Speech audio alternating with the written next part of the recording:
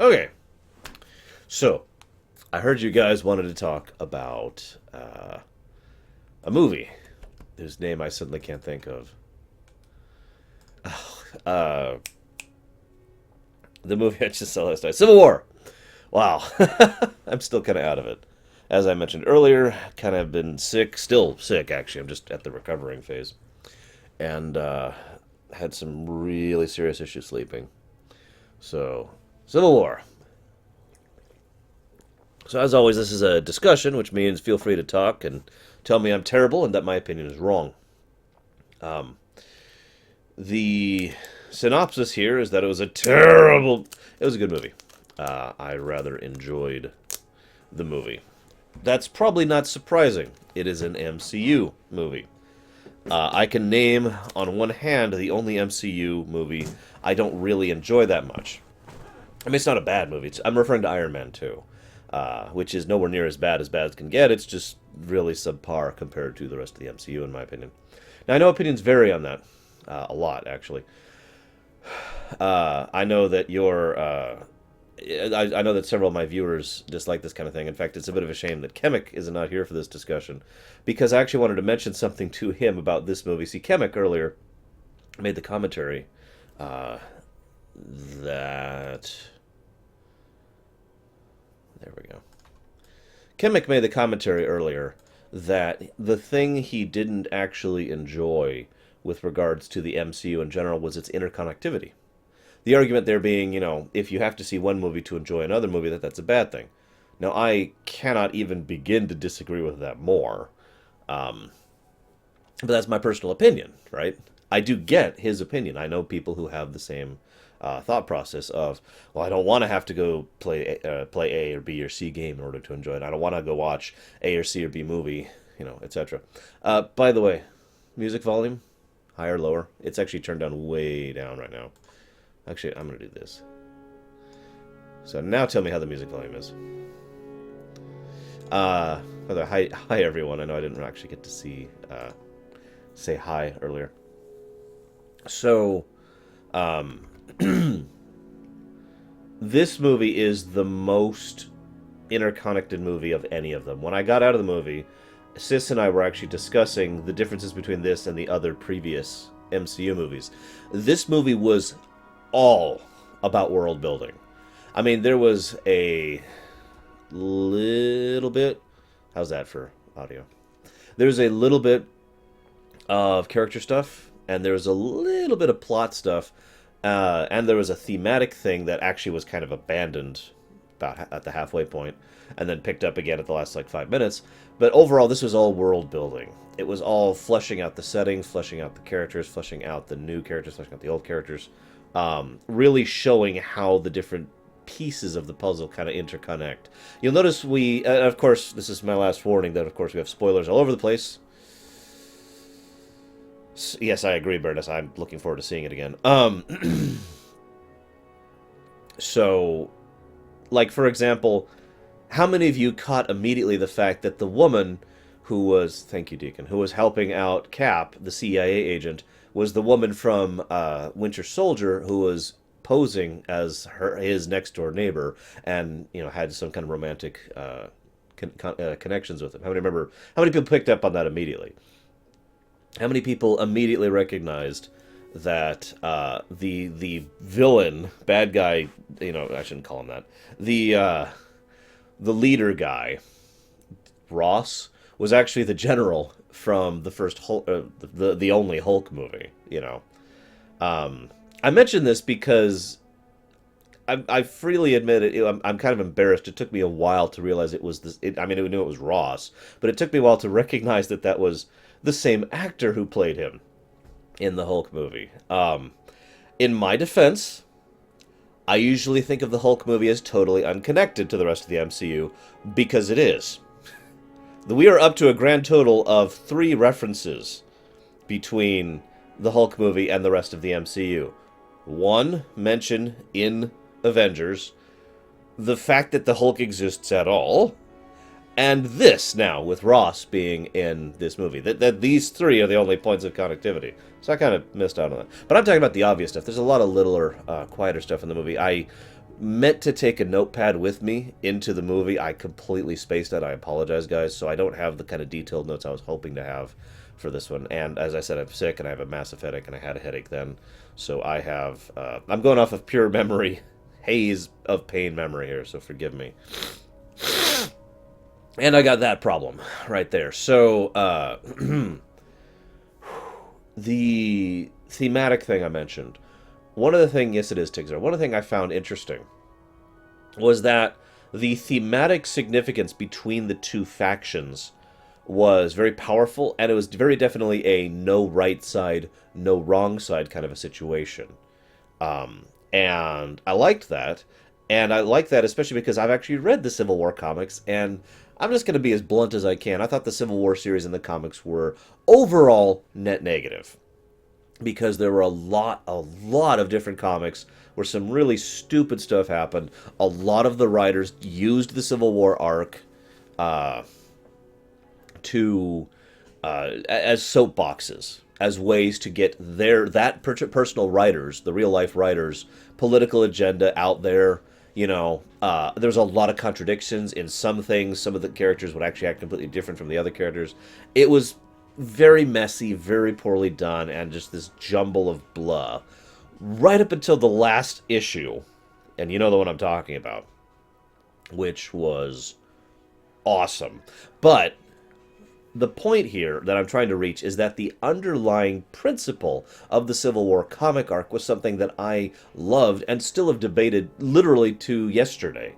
Right before we went to the movie, we sat down at dinner, all five of us, or four of us, excuse me, and we were discussing the ideological differences between. I stopped reading comics a while ago, Zoan. Between the two sides. And it's funny because three of us at the table had decided that if a gun was pointed at our head, we would choose the Captain America side, the chaotic good side, if you will, the vigilante side. And one of the people at the table, I bet you can guess who, was on the Iron Man side, the lawful good side, if you will. Now, again, so getting back to the movie, there was a lot of ideological and thematic significance to that division between the two sides early on. And then, in what I personally believe to be the second weakest part of the movie, they dropped that and made it very clear that Stark was basically wrong by adding a third element. And this third element was oh god, there's someone who's been playing us for fools this entire time. And, gotcha, Zoan. So this third element was like, oh wait, hang on, we were, how do I put this? The third element that was introduced, the gentleman, I'm just going to call him Nicky Lauda for reasons that some of you will get. When Nicky Lauda came in, it was like completely separate from the actual issue. It was like, okay, here's a definitive bad guy who's done definitively evil things. The CIA and the cops and the General Investigation Committee didn't do their jobs at all. I was actually a little bit insulted by how little they did their job. Because, I mean, it's literally, okay, we saw a vague picture of someone who looks like the Winter Soldier nearby. Go kill him! That was exactly what, that was the extent of the investigation that they did into that. For God's sakes, even a little bit of scratching the surface digging that Cap and the others did could have figured. But anyways, I'm getting off topic. Point being, the thematic ideological differences between the two sides basically went away because it was more like Cap had discovered there was someone else involved, and Iron Man was refusing to listen. Then he finds out the truth about that. Iron Man's like, all right, I'm going to help you out. And then something happens I'm going to get into later. And then right at the end, the ideological thing comes in once more for one brief scene. Well, it's not actually a brief scene. It's like 2 minutes. But basically from the moment where Zemo won, and we saw... There's a great scene with Vision just sitting there fiddling with the king or the queen. I didn't quite catch it on the chessboard. And then we go to Rhodey, who gives that speech about, I still believe in the choice I made, that kind of thing. So, just my personal opinion, I felt like they could have pushed the ideological thing a little bit more. However, I will say one thing that, in my opinion, was a huge, huge positive to the movie, and I'm curious how many of you agree with me on this one. It was a loss. The good guys lost in this movie. I actually am reminded of a quote, and I can't remember where it's from, so forgive me. The quote is basically something along the lines of, "When heroes fight, nobody wins." And I feel like that was a excellent. What is this? I thought that was excellent. I thought that was absolutely amazing. Uh, I thought the fact that Zemo achieved his goal completely, really, and the only thing that Zemo didn't succeed at was killing himself. It's the only thing he failed at. That's not true, Zawan. However, I do think that the heroes, the good guys, losing in one massive loss is an excellent literary tool that is not used as often as it should be. Empire Strikes Back. Yes, I know it was referenced by Spider Man and it was awesome. Empire Strikes Back. Remember that movie? I'm sure you do. That movie ended on a fairly positive note, too, to go back to what Revan was talking about. But it ended on a loss. Empire Strike Back, they lost. Went after Vader. Ugh. Lost Han Solo. Lost the Cloud City. Just every single point, if you go down the list, the good guys lost in that movie. And that's one of the things that I feel really helped elevate Empire in several people's minds from the other ones, because it's really easy to explain. It's if this is the overall path of the story, that can work, but this can work too. When you fail and then pick yourself back up and try to do something better with that, you know? And yeah, this movie, I agree with what Baronessa said. This movie very much changed the status quo a lot. One thing I noticed, I hope you guys noticed this, by the way, they're nerfing, for lack of a better term, Vision a little bit. Just bringing him down a little bit. You know what I mean? Because, for those of you not aware, Vision is one of the heavies of this particular group, the way they're set up. In fact, it could be argued he is the heaviest of the heavies, not counting Hulk or Thor, who are off doing their own respective things. Planet Hulk hype. Now, and Apocalypse hype. So, Vision being nerfed as he is, losing focus, not being able to fully control his powers, being at the mercy of Scarlet, they brought him down a bit in this movie from where he was in Ultron. And I like that because it's, in my opinion, a very clear setup for the future to enable him to be not as much of a factor when things get more real later on. Ah, yeah, I like that, Deacon. I like that as a good way to put it. And I agree with what Pencil just said. We now have an arc for the Avengers. In fact, I'm sure this is the most obvious thing in the world, but we now have two Avengers groups. We have the lawful good and the chaotic good Avengers groups.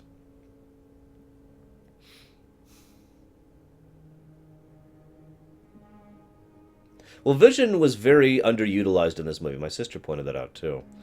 And from a writer's perspective, I get that. Vision is the kind of person who could easily have his own movie because of the sheer scale of how he operates. And I'm both like and dislike the fact that he just kind of was pulled into the backdrop of this one.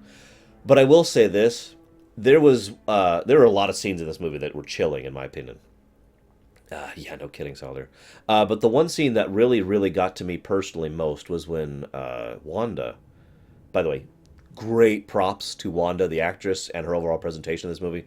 She did a really good job of what is, at this point, the standard X-Men mutant, oh, woe is me storyline that we've all heard 1,000 times without making it sound tired or making at any point making me go, oh, not again. She did a good job of the presentation of that. It was a little more subdued than the more obvious thing that other things I'm not going to name have done in the past. Anyways, so Wanda was just going out to go to the store.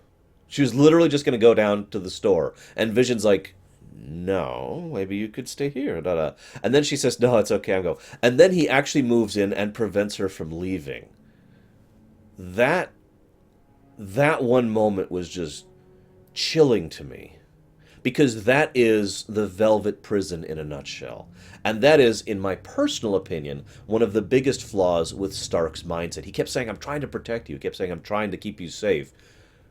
At a certain point in time, you sacrifice the thing about life that makes it worthwhile for the sake of continuing to live. In fact, I have talked about this concept many times on my show, most especially in Voyager, where it was a continuing theme throughout Seven's character arc: survival versus living. And it was just wonderfully presented the way that Vision, and logically, I think, was on the side of survival rather than living.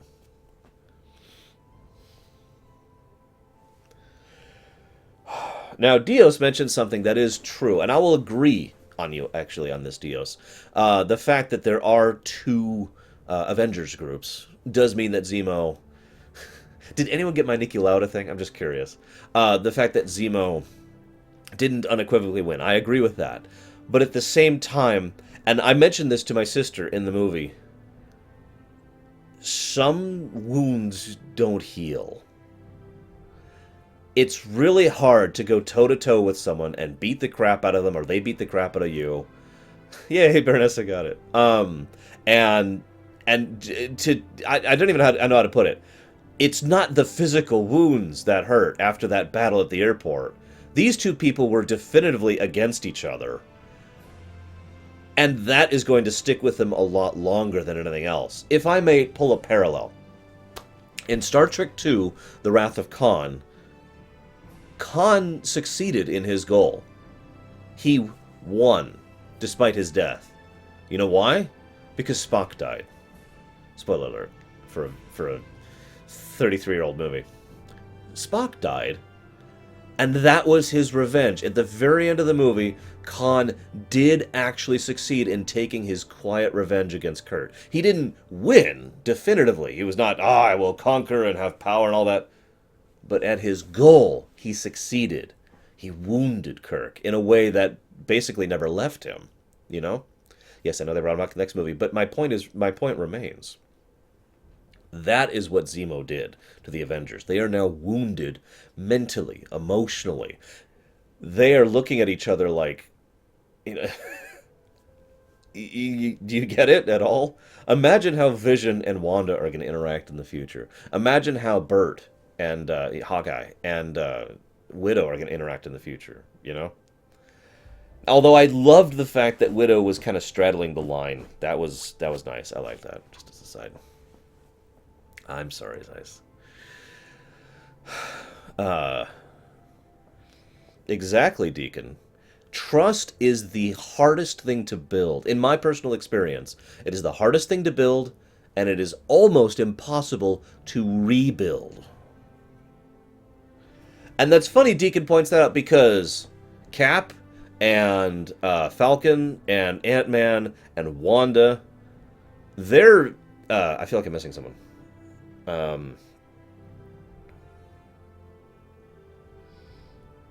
And Bert, Hawkeye, yeah. Anyways, they are definitively chung at this point. You know, they have reached Nakama status after all the crap they have gone through, and the fact that Cap came back to save them. You know, he was there, he had their back. That was awesome. They are united in a way that the Avengers overall probably never have been. The rest of the Avengers, not so much. And hence Revan's comment, the Empire was destroyed from within. Oh, I know, Deacon. Ah, Bucky. That's the other one I was trying to remember. Bucky. God, Barnes. I knew there was someone I was forgetting.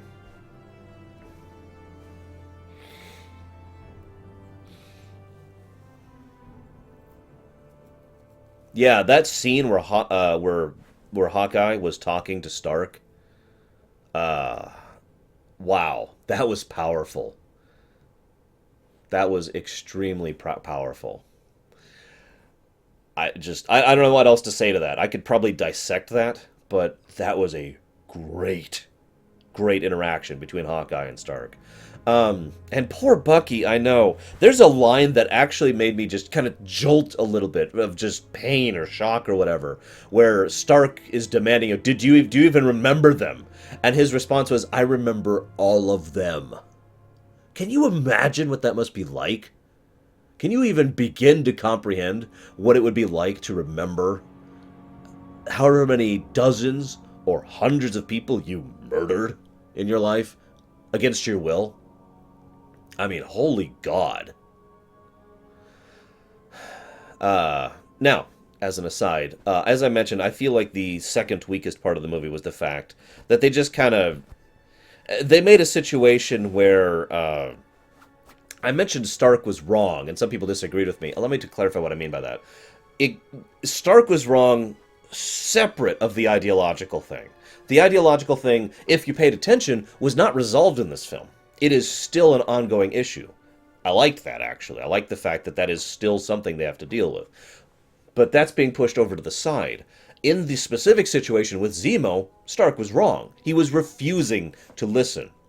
Now, I know, movies have to be function on drama, and somebody usually has to have the idiot ball for some plots to function. I disagree with that personally because I believe in good writing. However, I understand the purpose of the idiot ball from a writer's perspective. And Stark, I'm sorry, had the idiot ball. However, I will also defend the writing because it was very logical why Stark had the idiot ball. In other words, he didn't just have the idiot ball as a character, he had the idiot ball in character. One of my favorite subtleties of this movie, and I kept pointing it out to Sis, every single scene that Stark was in, he looked worse. He starts off, he looks fairly normal, and then the woman, I need to remember what was the actress who played the black woman whose son had died? I recognized her, and I can't remember. I don't know what I know her from, but she's a good actress, and I couldn't. Anyways, so she does that. They start adding a little bit of makeup to him every scene he's in. They make his outfit just a little bit more disheveled. Like, he starts off, he's still in a suit and tie, and then the tie is undone, and then the shirt's unbuttoned, and then the tie is gone, and then the overcoat is gone. Each single scene, pay attention, he continues to look worse and worse and worse. And I thought that was a brilliant touch. They never call attention to it, other than just showing it on the screen. But it's a great way to visually show how Stark was completely disintegrating internally. And I agree with what several people have said in chat already. Stark never got over it. He still hasn't gotten over Iron Man 1.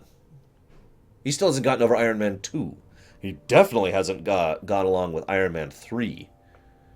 Or Avengers 2. This is a man who is quite literally broken. And props to Robert Downey Jr. He plays broken very well. He plays that character extremely well. And let's be honest, Robert Downey Jr. probably knows something about being a broken person. So yeah, he is absolutely disintegrating as a person. And so that's why, even though I meant call it the idiot ball, because let's be honest, if he had listened to Cap and used access to his resources, Stark's resources, for 5 minutes, he would have found out that Cap was telling the truth and blah, blah, blah, blah. And then we could go back to the ideological thing after we stopped Zemo. But that's not what happened. However, it is defensible because Stark was just... And I get that. And that's also why I want to defend another scene. And I also want to yell at another scene. So I'm going to do the negative first. So right at the end, Zemo's there in his super bunker. I believe it, Deacon. I would too. Zemo's in his super bunker, and he starts playing the video playback of when the Stark family was murdered by the Winter Soldier. And so here's the negative. If a villain, a clear, definitive, murderous villain, wants you to watch a video, maybe you shouldn't watch the video. Maybe hit the pause button. Or the manual pause button, aka blasting it or smashing it with your shield. Just food for thought. That actually bothered me, how they all just watched the video knowing that the villain wanted them to watch the video. It's just, why would you do that? That bothered me. However, here's the positive side of that. Stark, after all he'd gone through, after everything he had been through, had to, excuse me, I can't even say it properly, had to watch his parents be murdered in front of him by someone who was standing a few feet away from him. There, I've talked many times. I've talked many times before about the concept of the moment, and the moment is one of the most disastrous things that exists in human history. I mean this sincerely, by the way. I mean this sincerely. When you're in the moment, you're not thinking. You're not functioning. That's who I was thinking of her from, Dios. She played Lily in First Contact. I knew I recognized that face.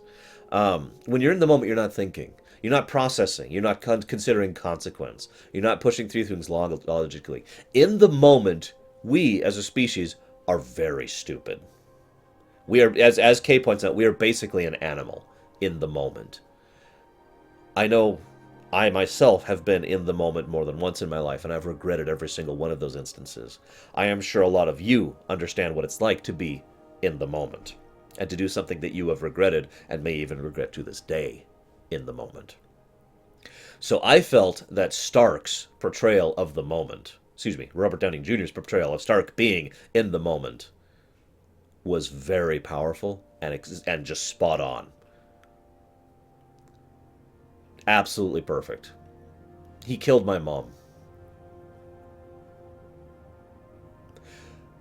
So I defend that scene, even though Cap should have smashed the viewer. I defend that scene. I really do. Because that makes absolutely perfect sense. That is exactly what it should be.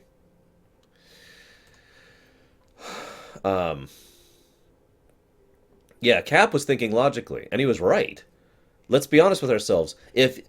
Okay, this is in fiction, but even in real life, there's a concept, forgive me for not knowing it's called Baroness, you might know the term for this, where you are not liable for your own actions. If I have a gun to your head and say, go rob a bank, you are not liable for robbing that bank because I had a gun to your head. That's real life. Okay? That's a thing we, as actual people in the real world, have. You are not liable for actions that are out of your control. Okay? In fiction, the mind control thing is something that happens semi-frequently. Is it under duress? Is that how it goes? I forget. There's actually a legal term for that. But in fiction, if you are mind controlled, if you are mind, programmed or whatever, that is something that you are not liable for. It's like blaming, if you'll forgive me for a parallel, it's like blaming Picard for what the Borg did. Or, to use another thing in MCU, it's like blaming Hawkeye for what happened in Avengers. So logically, reasonably, when you're using your head, yeah, you look at Bucky and it's like, of course he's an innocent man. In fact, he is probably the biggest victim in this whole mess. Absolutely. Poor Bucky. Yeah, no kidding, Souther. But again, I defend it because in the moment, Stark isn't thinking about that. Stark just... How many of you could present a better situation than Stark did? You know what I mean? Now, I like the fact that I don't have to defend this. I was expecting to have to defend Stark's action a lot, but it seems a lot of you agree with me. And yeah, the trigger word thing, that was messed up, Berna, so that bothered me. Oh, that bothered me. One of the things... so, let me talk about Zemo's character for just a second. Zemo's character was amazingly brilliant. In my opinion, he is the second best villain we've ever had in the MCU. And I mean that sincerely. After Loki, if you're curious. And I hate saying that because I really liked Ultron in Age of Ultron. But I mean this sincerely. He was a guy. He was a normal guy. He had access to some resources and some knowledge and some skill and experience that a normal person wouldn't have, but he was basically a normal guy. I loved that. I loved that he was just patient and driven and didn't give a damn about the consequences. He literally planned to shoot himself in the end. The moment I saw him delete that last voicemail from his wife, it just like, yeah, okay, that this all just slotted into place perfectly. And I loved the fact that, yeah, that the villain was incredibly subtle, and that he, as we discussed earlier, basically won. He didn't definitively win. He didn't unequivocally win, but his goal was achieved. Yeah, what Lurker said is exactly what I was tending to. It's one of the things I like about certain portrayals of the Joker. The Joker's main superpower, in my opinion, is and always has been the fact that he's playing GTA in his mind. He can do stuff other people can't do because he's willing to go farther than other people are. He's still just a guy. He doesn't have any superpowers or anything, but he just doesn't care. He just does not give a damn about the consequences of his actions. I know, Pencil. There were a lot of interesting red herrings with Zemo's character. The Colonel thing from Sokovia, and the oh, he's part of some organization thing. That was nicely done. I thought they did a lot of good stuff with that. It was really well done. Um, One thing I also liked was the continued portrayal. Well, it wouldn't, Taquita. One thing I liked was the continued portrayal of. I'm trying to think how to put this. Excuse me.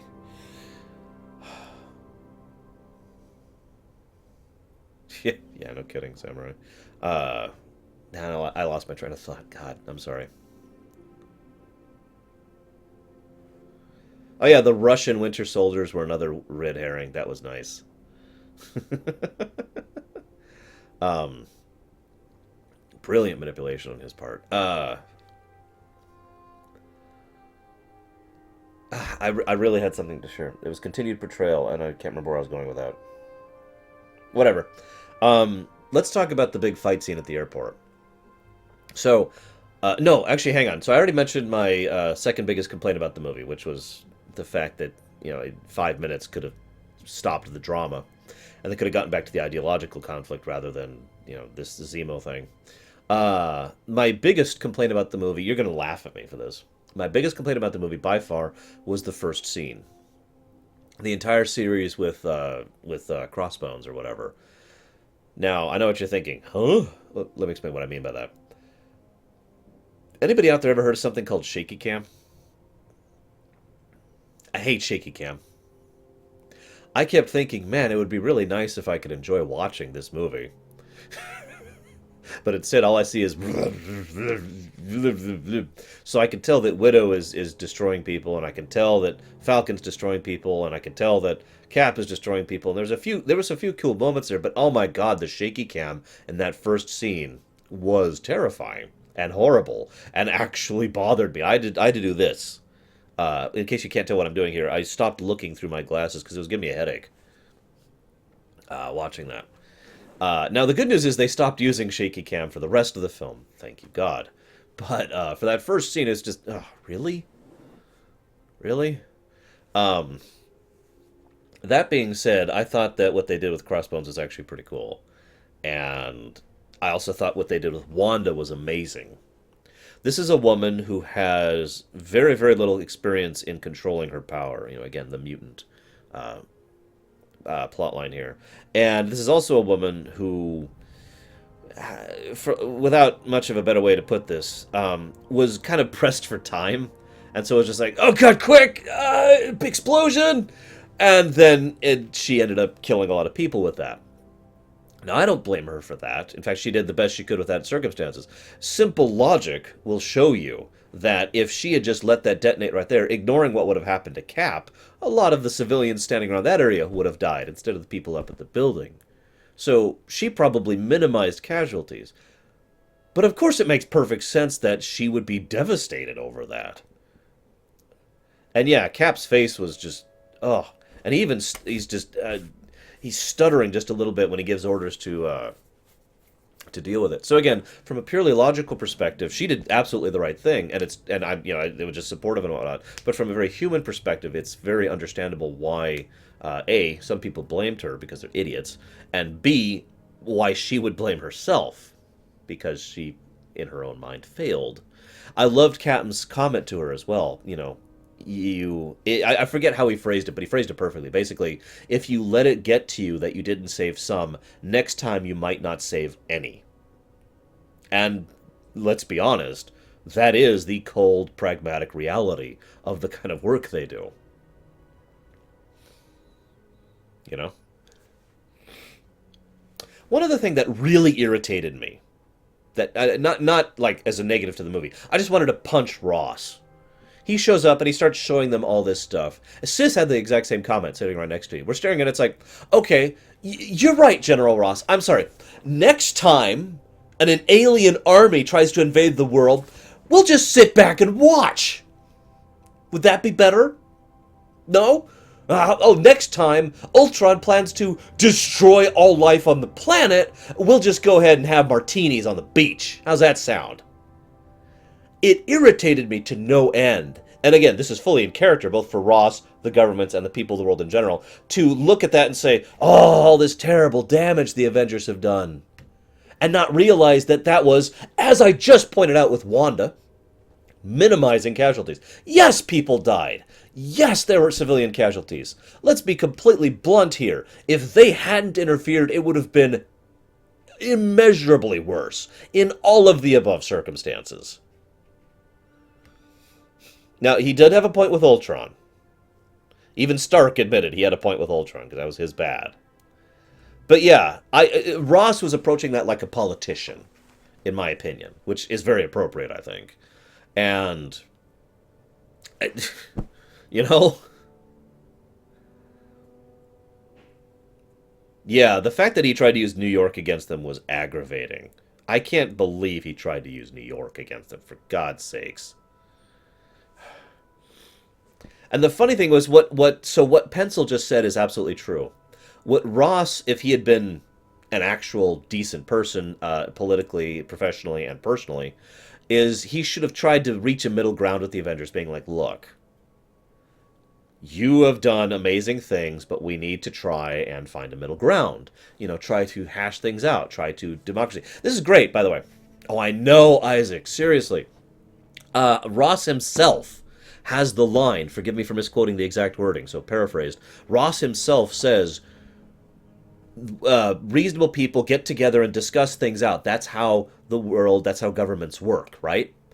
And then he himself goes out of his way to not do that with the Avengers. He never tried to discuss things with the Avengers. He never tried to hash things out with the Avengers. He never tried compromise. He never tried diplomacy. He gave them an ultimatum.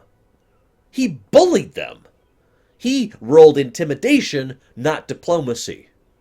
And he said, this is happening with or without you. And Stark had that wonderful comment, if we don't go along with this, it will be done to us later. You remember that?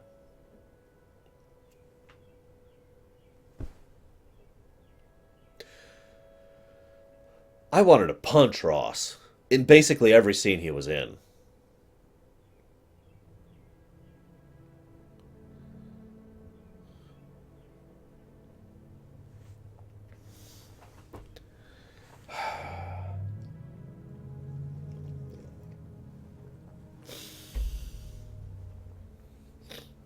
Yeah, don't forget. Yeah, as Baronessa has pointed out, for those of you who aren't watching chat over there, did we forget the big Shadow Council approved of a nuclear strike on downtown Manhattan?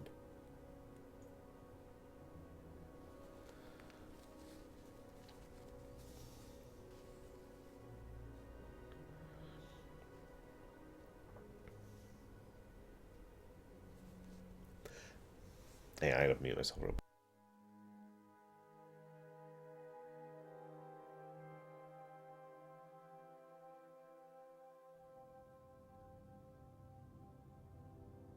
That is true, Baroness. Again, you'll notice I didn't say that was bad writing or a flaw in the film. It's true. I wanted to punch him in the face every time I saw him. He was a very Garrosh character. Garrosh, as I've defended many times, is a well-written character. Doesn't mean I don't want to punch him every time I see him. Um, and Rod, the actor who played Ross, actually did a really good job of him, so props there as well. One of my, I did really, really love it when Stark's like, "Oh, hey, Ross," and Ross is like, "Yeah, we need to talk. Hang on," and he puts him on hold. I also, if I could diverge for just a second, absolutely loved the symbolism and literal reality of the fact that Captain mailed a phone to Tony. If you need us, we'll be here. I liked that. Um, so now I got to go back through the film in my head here really quick. So I have to admit, even though I knew Black Panther was in the movie, I didn't expect him to be as big of a role as he was. Huge props to the gentleman who played Black Panther. He did a really good job, in my opinion. Especially since you see he starts off at like the peak of just like right after his father dies. He starts off at the peak of, for lack of a better term, vengeance. And then he just kind of slowly pulls down from that over time. Each scene he's in, he gets just a little bit more reasonable, and it's a slow descent. And then there's this one drop towards the end when when he's looking at Zemo, and he's just like, not gonna do this anymore. But he was an excellent actor for the role. The actual portrayal of Black Panther was awesome. I loved how they showed Black Panther as being about on the level with several of these other Avengers, so that was great. Um, yeah, his last line regarding vengeance was amazing. The fact that he was using, I forget the name of it in the comics, but that facility to lock away Bucky to try and keep him safe, that was great. Lot of excellent. I have nothing but praise for their portrayal of Black Panther. That was fantastic. I also liked the whole passing down the thing and the fact that he took the ring. Nice little touches there. Very well done. They even have an in-lore explanation for the defensibility of the suit. Oh, excuse me. Um, yeah, they did a really good job with the suit too. It's really hard. Let's be honest. Black Panther's suit in the comics looks kind of silly. So they did good. So I wish I had more to say. I just have nothing but praise for the Black Panther's portrayal. One thing I found interesting, though, I talked about Stark and in the moment. The funny thing was, Panther was also in the moment, but he had an advantage Stark didn't. His moment lasted across several days, as opposed to one horrible, few minutes. And so, that is exactly what happens in real life, isn't it? The longer the moment stretches out, the less it has control over you. That's just how that works. Unless you break completely as a person, like Zemo did. So, he, it's easy to maintain that sort of blind animalistic rage for a few minutes. Try maintaining that for a few days sometimes. So it's another nice little touch as to why his mind started taking over, as opposed to that over time. The negative zone. Oh god. That freaking water place, by the way, that was from S.H.I.E.L.D., if I'm not mistaken.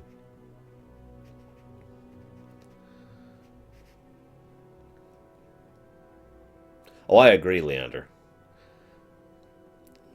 Panther was, yeah. I haven't talked about Spidey yet, so let's talk about Spider-Man. So one of the things, before I saw the movie, one of the things I mentioned was I kind of wish they had brought the actor back from Amazing Spider-Man to play Peter Parker. Let me defend myself for a moment on that. Amazing Spider-Man 1 and 2 are god-awful movies, in my opinion, because of the writing. The writing of those movies, you've heard me do this. I have used the writing of Amazing Spider-Man 1 and 2 as textbook examples of bad writing. And it's by that idiot whose name I can never remember, but, Corky or whatever, or Orky. Terrible scriptwriter. So I have actually used those as a way to explain that. But Andrew Garfield, in my opinion, did a great job of Peter Parker. He did a really good job of the kid. And if he had had a proper script and a good director, I think he would have actually been the person we remember as the best Spider-Man. Just my personal opinion on that. So I think it would have been nice if Andrew Garfield had been allowed to to play Spidey in this one. I get why they didn't do it, brand name damaged, etc., etc. But now, having seen the movie, the kid they got, who is very much a kid, he is the most kid of any of the Spider-Mans we've seen thus far. He's probably the first one I would actually believe is still in high school. And he was perfect, in my opinion, as kid Spider-Man, as the Spider-Man who was still actually back in high school. Um, yeah, he's just happy to be here. He was very, very young, but I feel like that's one of the only routes they could have gone with that. The alternative would have been, for lack of a better term, the Zack Snyder thing. In other words, to extrapolate a little bit what I mean by that, Zack Snyder's BVS, Batman vs. Superman, which I'm not going to spoil here, I'm just going to mention, that portrayed a Batman after he'd already been Batman for a long time, in the decades range, right? So that's the Batman towards the end of his career, right? Doing something like that with Spider-Man would work, but think of all the stuff that Spider-Man's been through and done and all that. Seeing all of that is certainly feasible and doable, but I don't feel that would have fit the tone of this movie. Does that make sense? I would have been okay with that, theoretically, but for what they were going with this one, for the occasional flashes of humor and lightheartedness that just kept happening throughout this film, I think Spidey being the kid fits that overall tone better personally. Just my opinion. They could have done him older, they could have done him much older, but the kid portrayal, I think, was well done, whether it was the right decision or not. And the... I gotcha, Selder. I really loved the kid's portrayal. I don't even know who the actor is, but I think he did pretty much the perfect portrayal of kid Spider-Man,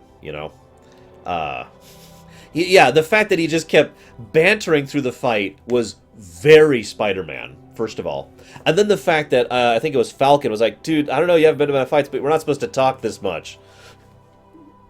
Yes, that was absolutely awesome. The fact that he was still shown as being brilliant, just lacking in resources, awesome. The fact that he is now going to theoretically have access to resources, awesome. The fact that he had gotten used to his powers to the point where he could really do something about it, awesome. The fact that they didn't do anything about an origin story for him, awesome. This might be one of the first superhero movies that doesn't show superhero origins. We didn't get an origin for Black Panther. We didn't get an origin for Spider-Man. I think that's it, actually. But still, yes. But yeah, Spider-Man's just general absolute enthusiasm was absolutely infectious. I loved his portrayal during the airport fight. I loved the fact that, yeah, he actually started referencing Empire Strikes Back when fighting Ant-Man. Hey, Permeus. That was awesome. He did it wonderfully, too, because if you're paying attention, he didn't mention anything that might be considered copyrighted. He just kind of said it in a vague term that they could dance around that topic, which I thought was nice. Yes, I know they own their own copyrights. There's still issues they could have run into with that, so they did a nice job of dancing around that.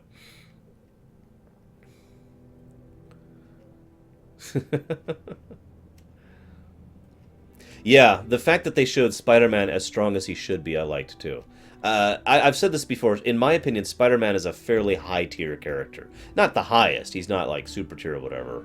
But I've always felt, personally, that Spider-Man should be considered a very high in terms of overall combat capacity. In terms of his agility, in terms of his speed, in terms of his strength, in terms of the webbing, So I liked the fact that they portrayed him pretty much just as strong as he should be, despite the fact that he's only been doing this job for 6 months, in his own words. Yeah, oh my god, that scene, our whole audience, when Cap kissed Sharon, and then he looks back, and then Bucky and Falcon are just like, yeah, and the whole audience just exploded at that one. It was great. I agree, the comedy in this movie flowed naturally, and it was always, I called it the Flash thing, because it would be a very serious scene, and then, psh, Tony Stank, I have a package for Tony Stank, Or how about the scene where Captain is consoling Wanda over accidentally killing civilians, and then Vision just walks through the walls like, oh, I'm here. We talked about this. Oh, well, but but the door was open, I assumed. It would just flash humor in to kind of break up the mood and to keep the flow going. It was well done, in my opinion. Uh, I wouldn't call him an Omega at all, Nicholas, but I'd say he's pretty high. Maybe, I don't know. I'd have to think about that. Oh my god, yeah, they had a Volkswagen Bug. They had a Beetle as their getaway vehicle. That was awesome.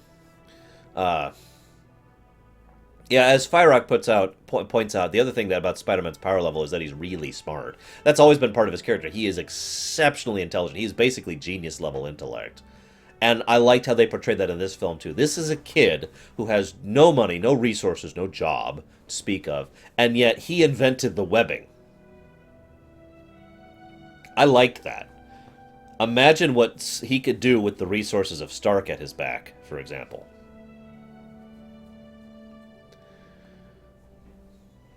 Ant-Man was great in this movie.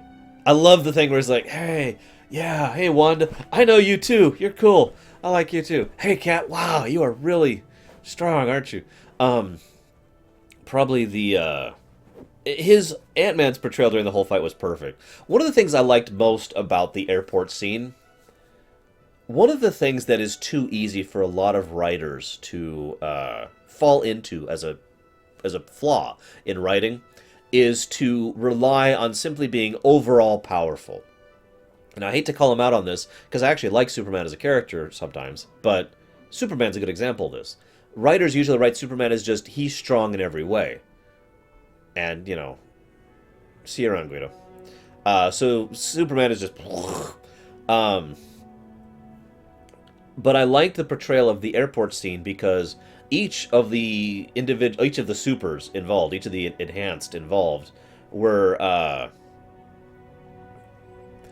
their abilities complemented each other. You know what I mean? Between the mobility and flight of Falcon and Cap and his experience and his shield, and the shrinking technological savvy of Ant-Man, you know, etc., etc. All of that complement each other.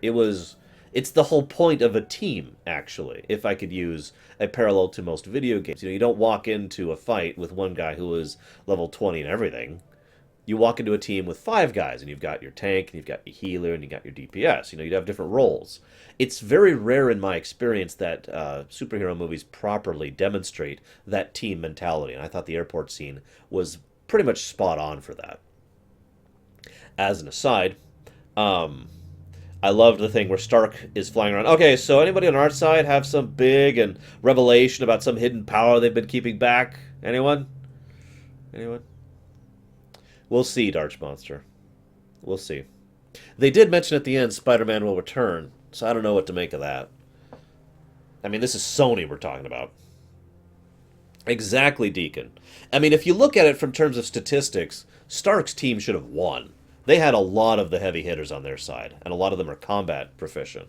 But Cap's side had a lot of variety and a lot of, as Deacon points out, they used all of their tools very properly. That's one of the things I've always liked about Cap's portrayal in general in the entirety of the MCU. He's actually quite weak compared to everyone else involved, but he does a lot. He's really, really good at using what he has at his disposal.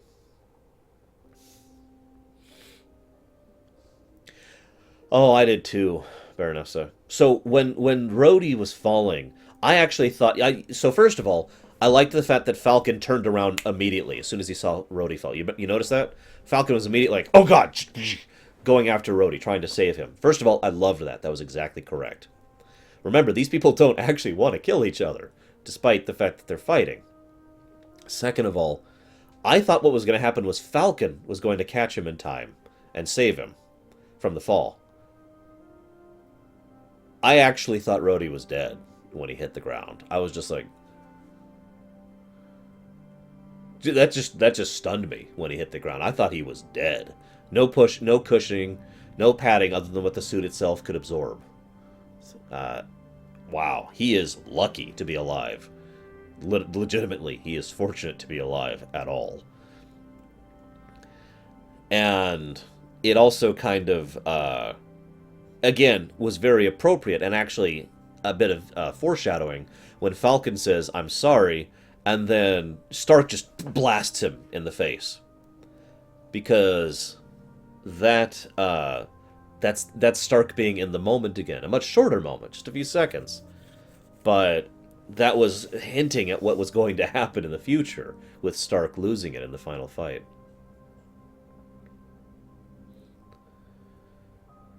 Yeah, no kidding, Deacon. Rhodey technically should have died there, and narratively as well as in character. If he had died, oh my god. One thing I found also interesting is that Stark, when he's in the prison talking to them all, he goes to Falcon and he starts talking about Rhodey and how he's doing. That was a nice. It didn't look like it at the time when you think about it, but when you think about it, that was actually him holding out an olive branch to Falcon. You know, because when his mind took over, he realized that Falcon in no way wanted anything like that to happen to Rhodey. You know. Um, Now, the WandaVision romance, that's interesting to me, and I'm not sure what I think about that. I was actually going to ask you guys what you thought about the hints at a WandaVision romance. And I'll explain what I mean by that after people start responding. I need to get a drink. My throat's giving me issues. Yeah, both military, both experienced, both pilots in their own ways. Very similar attitude. Yeah, yeah.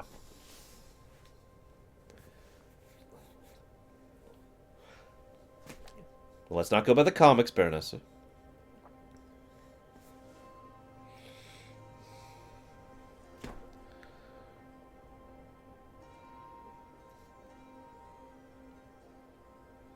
Well, yeah, I've said many, many times, uh, a lot of fiction doesn't know how to write relationships because they write flings, they write uh, sex things as opposed to a relationship. Forgive me for speaking from real life perspectives, but in real life, a relationship starts with friendship. You get to know the person, you get to interact with the person, you have completely non sexual interaction with this person that you love being with them, and then you work on to the next thing. That's just my opinion, of course. So Leander says there is no romance. Samurai says he didn't like it. Deacon says it's okay if they work their way towards that. Azura liked it. Uh, Pencil would prefer no romance. Oh god, let's not see House of M.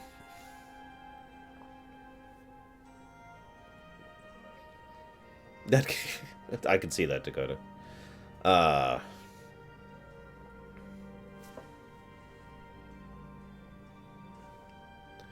Vision is effectively a synthetic life form who is being granted life by the Infinity Stone of the Mind, I want to say. I forget which one yellow is. Dio's got no romance vibe. Well, the shadow was terrible, so I have no problem with it, Zone. Seriously, I have a real answer to that, but ask me later, okay? So, here's why I ask about... Yeah, I thought it was Mind. Here's why I ask about the romance thing. To me, I felt like they were laying it on a little thick. I thought they were being too overt with romantic overtones in the two's interaction. When I talked to Sis about it, she felt that they were being rather subtle in the romantic undertones. When I talked to Kazra about it later, he mentioned how he didn't actually pick up any romantic subtext at all between the two's interactions. This is kind of why I wanted to ask you guys, and I noticed you guys have the same spread of the three. Some think it was too much, some think it was okay, some think it didn't exist at all. And I find that interesting. And so here's my overall thoughts on that. While it is logical, and I mean this sincerely, for the two to have some kind of romantic connection, for the same basic reason that I feel Seven and the Doctor could have been romantically connected over in Voyager, um, I I feel that it is easy to interpret it as there being no romantic connection at all. Having reanalyzed it in my head, having rewatched the scenes in my head, it could literally be that this is just Vision, who, I remind you, is very, very young as a living being and doesn't have a lot to base experience or personality off of yet, to look at the situation and just see an exceptional person who he is he has definite chemistry with, but it's more like seeing. I'm trying to think of a good parallel in real life. It's like looking at a really, really, really well built car or plane or whatever it is you're interested in, right? To look at that and say, "Oh, that's amazing." There's no romantic overtones there. You just are in awe of it. You are admiring it. Does that make more sense? Um, because Vision clearly admires Wanda and clearly has great respect for Wanda and clearly is connected to Wanda. But whether there's any romantic attachment to that or not, I feel is up to interpretation at this point in time. And I admit I actually like that. I would rather it be up to interpretation. I would rather it be very, very subtle, basically, rather than trying to be like, and then the two made out, and yeah. Just my take on that. And yeah, as Deacon points out, they have a very relevant connection. They are both connected to the Mind Infinity Stone. And also, if I might add one other thing, ignoring any romantic overtones or subtones, or existence or non-existence, the fact that yeah, no kidding, Mandarin.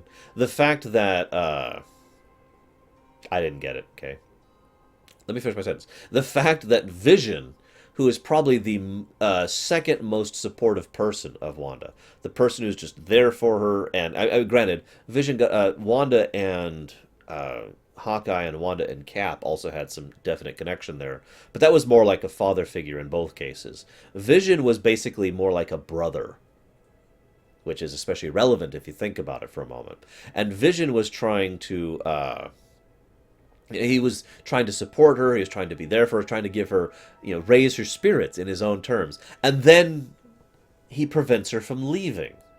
That was brilliant, narratively speaking, that the person who is getting most attached to her, and she is getting most attached to, and she is basically seeing as a surrogate replacement for her dead brother, is the one who then betrays her, in her eyes at the very least.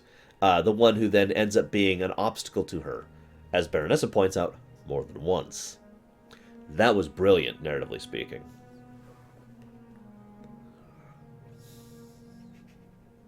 Exactly, Deacon.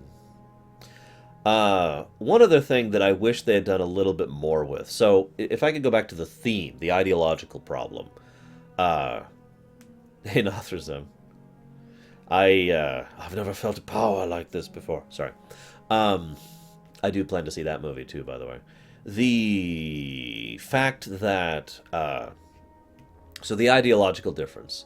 Actually, you know what? I think I'm going to leave that aside for a moment. Let's talk about the ideological stuff later because I kind of want to finish with that. Um, yeah, no kidding, Deacon. That's another, as Deacon points out, that is another excellent reason why Vision and Wanda both have a connection to each other. They both are tremendously powerful. They are definitely heavies in this case, and yet both of them are still just barely getting used to it. Just starting to get accustomed to what they're doing, and just starting to understand their own powers and themselves and all that horrible stuff. Um, One other nice little anecdote. I like that Wanda was getting stronger. I'm saying that wrong. Wanda was getting better at controlling her power throughout the course of the movie. Which is funny, because if you pay attention, Vision was doing the opposite. He was getting worse at controlling his power throughout the course of the movie. Well, let's just hope she doesn't say no more mutants, Daddy, Baroness. Because... Anyways, so I'm going to open the floor a little bit. I don't have many other things I personally want to talk about other than the last thing. So I apologize that I haven't been interacting with you guys so much. I know Guido disagrees with me on this, which is interesting because he's the only one I've seen disagree with me on this so far. And I don't want to sound like I'm trying to quietly stamp out opposition, because I've been talking to a lot of people who have been agreeing with me on a lot of points. If you disagree with me, please speak up. That's the whole point of the discussion side of things. For those of you not aware, we're kind of doing a little bit of rebranding on the business cards I'm going to be having soon. It says analysis and discussion. Analysis being the YouTube side of things, where I just talk on YouTube and you listen, and discussion being what we're doing right now. So I want feedback. I want to hear back from you guys. If you disagree with me, if you agree with me, if you want to bring up another point, if you think I'm missing something, feel free to say something. That's the whole point of this. I don't think we are getting House of M, no. I've seen the list of movies that they're going to be doing in the future, and they have it planned out quite a ways, actually. But I don't think that's in the cards anytime soon.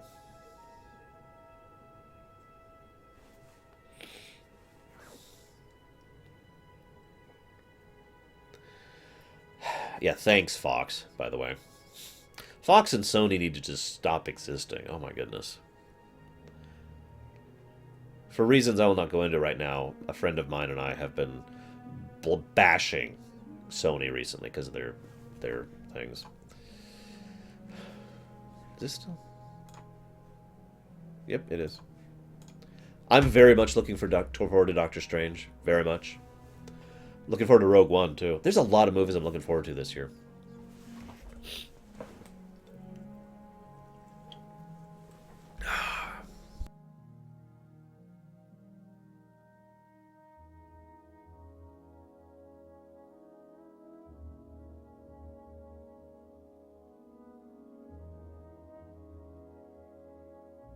I disagree with that, Nicholas. Deadpool was an amazing movie, but that's because Fox had nothing to do with it. I mean, seriously, look at the making of Deadpool sometime. They kept trying to do stuff, and Fox kept saying no. And Fox just kept shutting them down on everything they wanted to do. And so the team, in spite of Fox, made a good movie. So I don't think Fox gets any credit for Deadpool.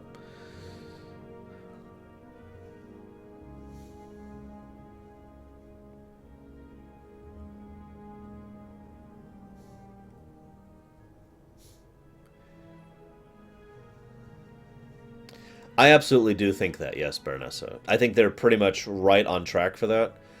I gotta be completely 100% honest, I thought they were gonna kill him in this movie. In fact, I still thought that when they were doing the final scene between Stark and Cap. And, I was just, oh my god, because I thought Cap was going to win and then was going to die of his wounds. By the way, I love that final thing where he drops the shield. That was... Well, hit me, Salder. What do you disagree on? Seriously.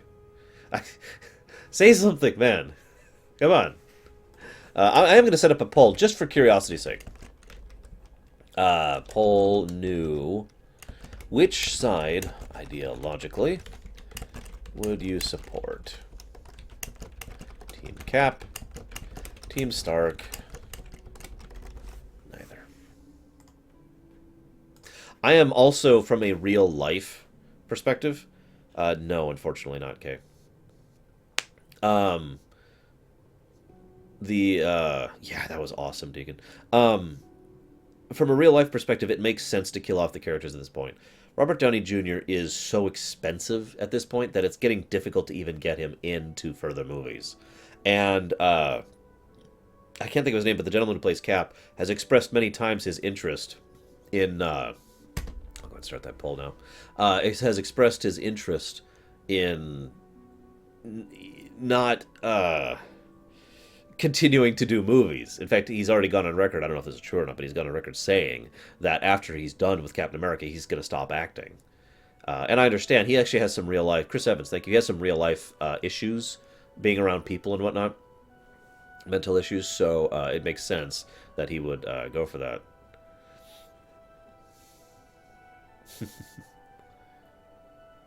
So I'll go ahead and explain for Zawan here. Ideologically, Captain America is in the favor of, to put it as simply as I can, chaotic good. And Team Stark is on the favor of lawful good. In other words, being a government, having your hands tied by government mandate, basically.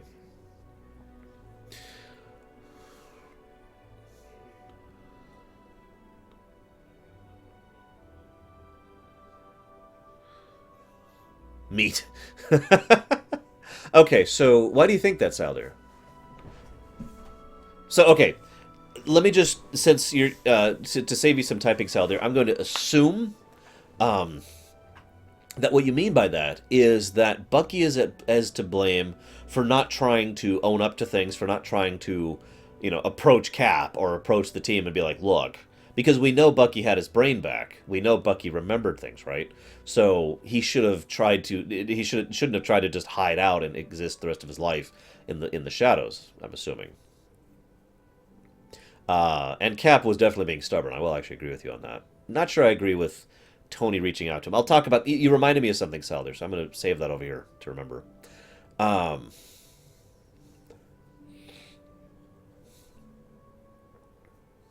I'll agree with what Deacon says. See, that's the interesting thing. In my personal opinion, a compromise is definitely a desirable effect, but they kept talking about the Accords as if that was the compromise. But it isn't. That is just the far other side of the spectrum. A compromise should have actually been closer to the middle. Actual coordination with governments, actual working with the people they're trying to save, rather than just going off and doing their own thing, rather than being an officially sanctioned team who only does things that. But one of my favorite points that Cap pointed out was, what if they send us someplace we don't want to go? What if they send us to someplace we don't agree with? What if they won't let us go someplace that we feel needs to be saved? And at this point in the MCU, Captain America has plenty of reason to have doubt in government, doesn't he?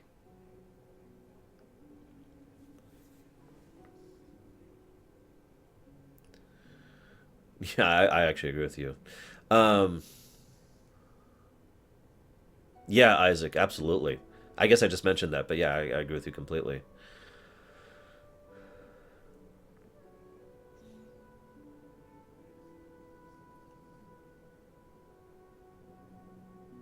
Yeah, that I know I wouldn't have quit. I will freely admit I am all the way Captain America side. If I have to pick one of the two, it's not even a question for me. I've been through the system. I know exactly how flawed and broken, and if I could just be completely blunt, wrong it is. I know how incredibly easy it is for innocent people to be destroyed by a system. I know how incredibly easy it is for things to go haywire because of a government. I don't, I no, I could never possibly agree with being a government mandated asset.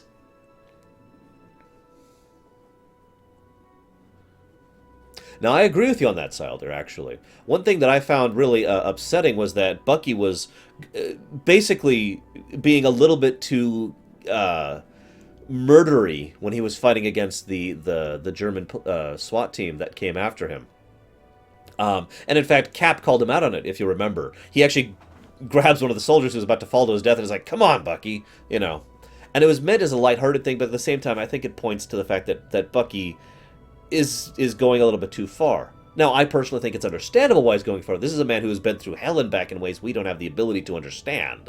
He has been through just nightmarish, horrible circumstance. So, yeah, it makes sense that he would be a little more violent than we would. Um, yeah, Deacon, yeah, that scene. I do think Bucky got a lot better over the course of the film, and I think it's because he was interacting with people. And that's why I also agree with Salder. Sorry for canceling your disagreement, but I do agree with you, Salder. I think that Bucky should have just come forward. Bucky, we as living beings need to interact with people. That is just human nature. If you read up some, actually don't read up sometime on feral children. Seriously, don't do it. It's horrible and depressing and terrifying, okay? But for those of you who know what I'm talking about, or can at least assume, you take a human being, you remove human contact, that human being will not do well. That human being will disintegrate as a human being very quickly. We need social interaction. That is how children learn, is by being on the playground and by at recess and by interacting with other kids. That is how people grow, is by interacting and coordinating with other people. Bucky did get to be a better person over the course of the film. He became more centered, he became more focused, he became more of a human and less of an animal because he was interacting with people over the course of the film. People who interacted with him as if he was a person. I think at the beginning of the film, during the scene you're referencing, Salder, and during the scene we're talking about, he was much more of an animal than he was a person. And it shows in the way he talks with Cap, too.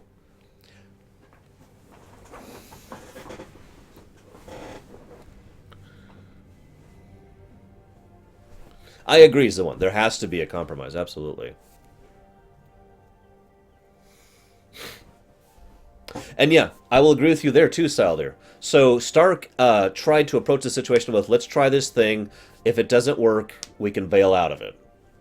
And Tony did bail out of it. Tony stopped supporting it after he saw that prison of hell. That was just, whew. I'm sorry, but maybe this is a little bit of my own PTSD here, but seeing Wanda completely strapped in, incapable of even moving, that hurt. That was terrible.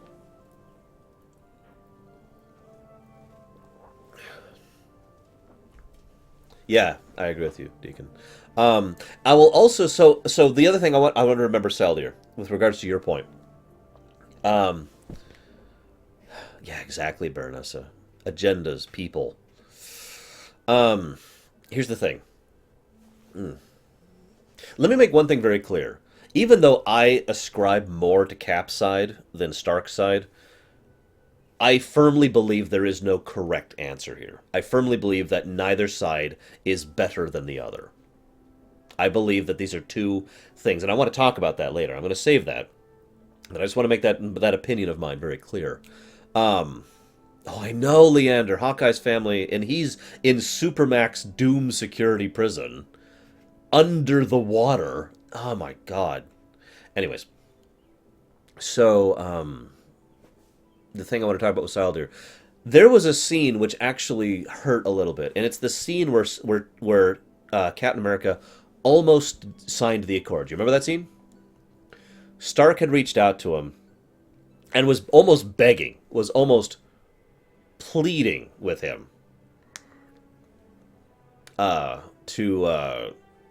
to sign the Accords and to make this happen. You know, Stark was just like, God, look, just we do this and we get this and we'll work on this out. And then Cap picks up the pen and is thinking, and he says, you know, there has to be oversight, there has to be checks and balances. And Stark's like, absolutely, agrees with him immediately. And then Stark points out what is ironically the biggest flaw in his own argument: documents can change. Documents can change. And he says we can go back, we can add amendments, we can adjust this later on to fix it to be better, but right now we need to get this legitimized right now. And then he lets slip the fact that Wanda is under house arrest. And he just had to let that slip, didn't he? And that's when he lost Cap. It was that moment when Cap realized that one of their own people was being held prisoner. And I'm sorry, let's be 100% honest. She was being held prisoner. It was in a nice house. You know, everything was nice about it. There was a pool. There's lots of food. But she was still a prisoner. You cannot escape that fact. That is simply the truth. The Vision was there as her jailer. He was a nice jailer. And she was being taken care of, but she was still a prisoner. So, and that's what lost Cap. Yeah, the Velvet Prison concept. It's almost a shame, because I would have liked it if Cap had finally just caved in and signed the Accords. But yeah, that... Now, I do agree, I'm glad that Tony was being honest about that, which is funny, because if you pay attention, Cap was not honest with Tony later, because he knew who killed Tony's parents. Yeah. Yeah. But I wanted to respond to what Sildear was just mentioning. Yeah, scroll up. Yes. So what Sildear points out is absolutely correct. Cap was absolutely playing into Zemo's plan. I think that's kind of the point, actually, was that he was dancing to the tune, if you will. And I do think that is Cap's fault. Um, in my personal opinion, one of Captain America's, yeah, no kidding, Darge, one of Captain America's biggest flaws as a character is the fact that he is more inclined to short-term thinking than long-term. Now, I've pointed out that you know, in an ideal world, you need to consider short-term and long-term, right? You need to consider both. and you shouldn't expend one at the, or you shouldn't highlight one at the expense of the other. I actually have a flaw in my thinking in real life where I tend to prefer the long term to the short term, and I tend to sacrifice the short term for that. But Cap is the exact opposite. He thinks about the now, and the later can deal with itself. And I think Captain America was making several flaws in his perspective throughout the movie because he was thinking about right now, not tomorrow. Another good example of this is when Stark was like, if we logically ratify this, we will, this, I believe this is in the same scene. If we make everything that just happened in the last few days legitimized because of the Accords and because this is all government action, we could get. I agree, Salder, absolutely. We could get. We could get Bucky back with a psychologist in America to try and fix him, which is a hell of a lot better than a Wakanda prison. You remember that line? That line really resonated with me. It really showed what Stark was trying to do with that, in my opinion.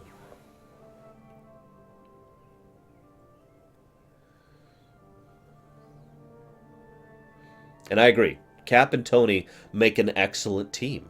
They greatly complement each other. Stark thinks long term, Cap thinks short term, Stark thinks logically, Cap thinks emotionally, at least when Stark isn't completely compromised. Stark is brilliant in terms of technology and resources. Cap is brilliant in terms of tactics and utilizing tools. The both of them are friends. The both of them have great chemistry. Some of my favorite scenes in this movie were the two of them just talking with each other.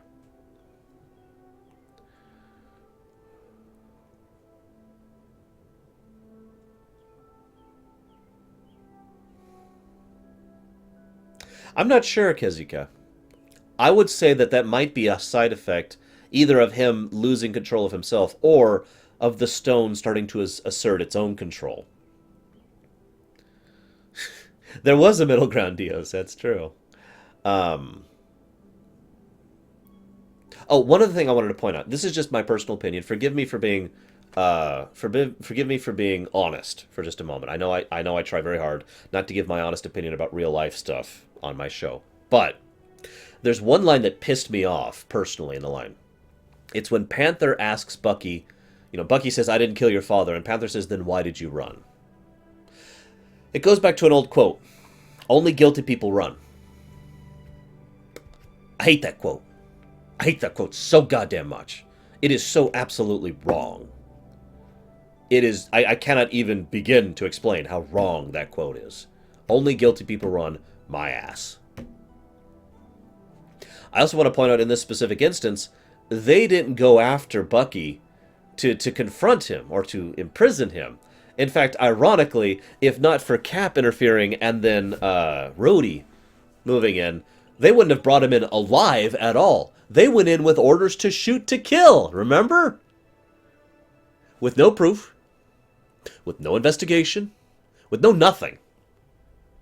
Of course he ran. They were there to kill him.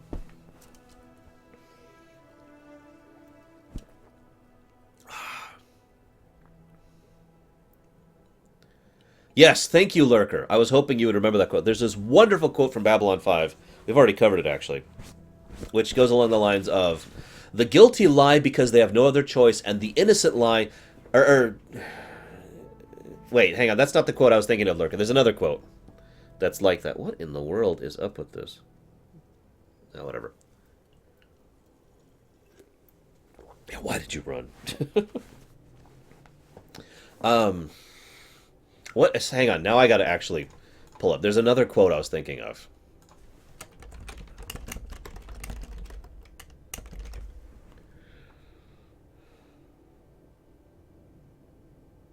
The innocent lie because they don't want to be blamed for something they didn't do, and the guilty lie because they don't have any other choice. That's the quote that I was thinking of. Yeah, that's another one I hate. The founder of Google rather infamously made a quote once that this is paraphrased. If you have something that you don't feel the public should know, maybe you shouldn't do that.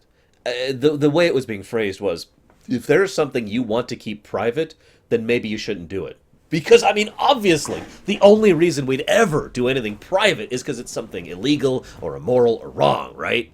There's no such thing as privacy There's no such thing as just trying to keep some things in-house that you just don't want to share with the world, right? I mean, for God's sakes. Maybe sometimes you just don't want to explain why it is that you were researching the construction of atomic weapons one day.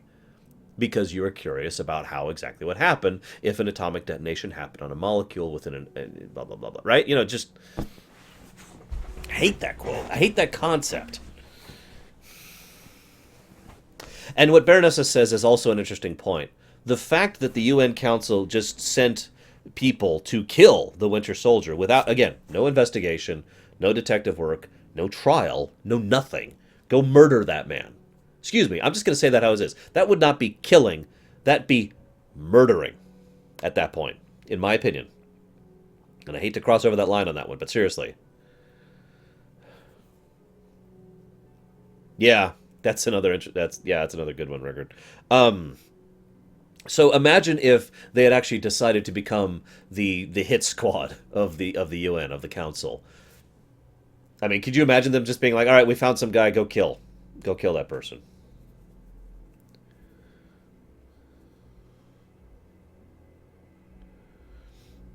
As an aside, uh, I would like to say that the portrayal of the Colonel, the Hydra Colonel, was poetically beautiful. It's something that I've talked about a lot with regards to yeah, exactly, Braven. It's something I love about the portrayal of Hydra people in general. This is true in Winter Soldier as well. Oh, that makes perfect sense, Siler. I'm with you on that. I can't wait to see it again.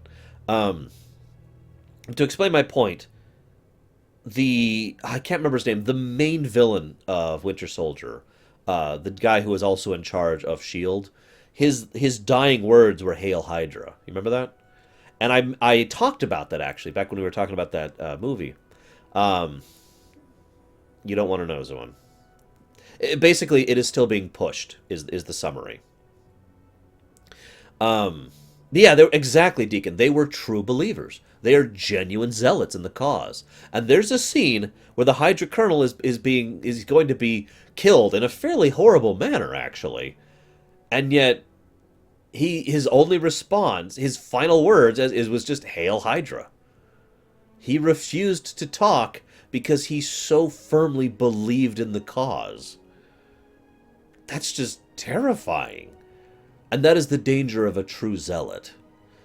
The cause, I mean, a true zealot may or may not be a good person. That's not relevant to the point. A true zealot is someone who, as Leander just points out, is someone who fanatically believes that what they are doing is right. If I could use another parallel, I'll give you another true zealot. In episode 7, Hux, General Hux, was a true zealot. And it was terrifying.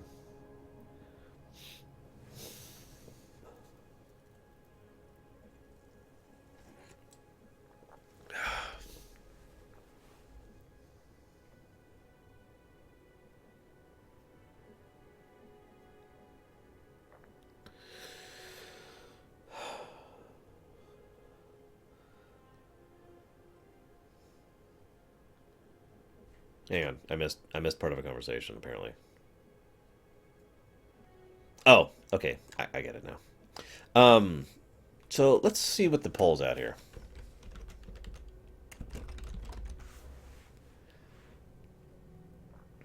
Now that is an interesting spread. So we've got 9 people, almost nobody voted.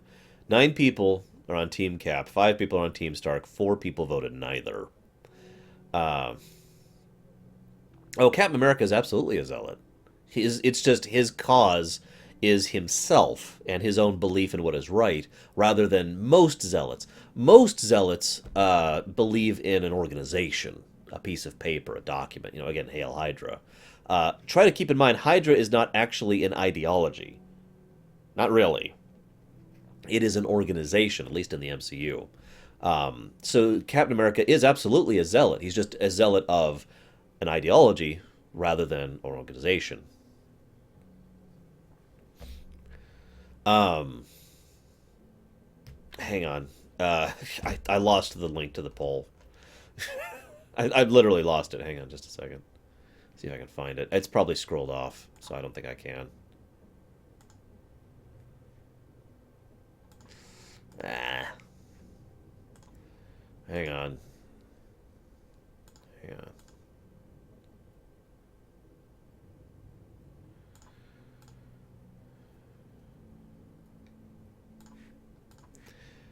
Ah! No, the First Order. Ah, thank you, Permius.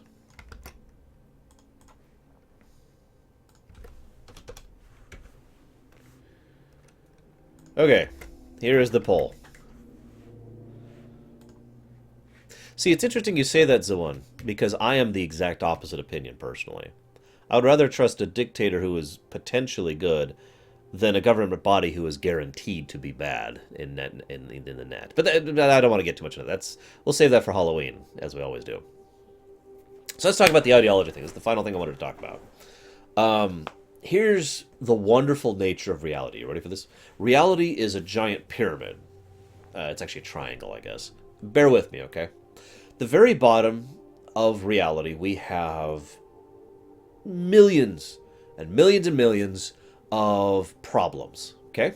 Now, all these problems are really easy to deal with. For example, today I'm hungry, and as soon as I'm done with this, I'm going to go get some food. That is a problem, but it is a very easy solution. Go to the fridge, heat up, nom nom, right? There are millions upon millions of these problems in life, okay? Now, I want you to think about it like all those problems are above those. There's, say, about 100,000 or so. These, I'm making up numbers, but just bear with me. There's about 100,000 problems that are a little harder to deal with, moderately difficult to deal with. Like, well, I need to go get blah blah from the store or something like that. Another step up, we've got tens of thousands of problems that have medium difficulty to be dealt with. All of a sudden it's getting a little more difficult to try and fix. For example, I have to actually call a company in order to get them to do this, and that's going to be some paperwork, and I have to spend up time and some money in order to deal with it. Above those, we've got, say, about 1,000 hard problems to deal with, okay? And those 1,000 or so hard problems start to be really difficult, start to actually involve real effort in real time. And based on your real life circumstances, you may not actually be able to solve those problems. But it's still solvable, right? Above that, you've got about 100 problems that are really, really difficult problems to deal with. And those 100 or so problems are absolutely just require tons of effort and tons of focus and work and everything in order to hammer out a solution, okay? I'm not even going to give you a real life example because it's hard to. Those are the real hard problems, okay? Above that are what I like to call the unsolvable problems. There's only about a dozen or so of those. And in my personal opinion, the ideological differences between the two sides that are represented in the Civil War arc, both in the comics and in the movie, fit in that category, because this is something that's been debated for centuries in real life. Most people usually refer to this as the freedom versus security argument, but it has taken many other forms in human life and human culture. The idea of control, taken to an extreme usually, versus the idea of freedom, also taken to an extreme. Now, while compromise is something that I believe in, it is worth noting that at a certain level that is not possible. Hence why I refer to this as an unsolvable problem. In other words, there is no true solution to the situation being presented here. Not really. There are band-aids, there are stopgaps, but how do you solve government oversight? How do you solve politics? Remember, what politics actually means is just people and their interactions with each other. That's all that means. How do you solve human beings being human beings? And the answer is obvious, really, when you think about it. You don't. Ah, I saw this, Silder. Yeah, I saw that. That was very funny. Um, so there is no solution to this problem, in my personal opinion. There is no way to have freedom and self-determination and mobility to do, while at the same time having government oversight, having controls, having bureaucracy. They actually showcased this rather nicely in the movie. Actually, there's a scene where the Winter Soldier has been activated by Zemo, and so Bucky's been activated by him. I should say just Winter Soldier to make that clear. And Widow, I believe, was like, "Please tell me you brought one of your suits." And his response is, "Yes, I did bring a suit. It's a nice." And I forget what he says, but he's basically referring to his suit and tie. In other words, Tony Stark actually did not have a suit there. That is one of the flaws of government oversight. He was not legally authorized to act as Iron Man, so he didn't even have a suit on hand. He had the little hand thing. That's all he had. That's all that was available to him. And even that was probably stretching the rules a little bit. Rules are fine things, and they serve a very real purpose in real life. But rules also, at the same time, restrict and limit your ability to deal with a situation. This is my point. This is why I call this an unsolvable problem. There is no full way to have both sides of the equation equal out to each other. There's no way to solve this equation. You cannot have a situation where you have rules, restrictions, limitations, control.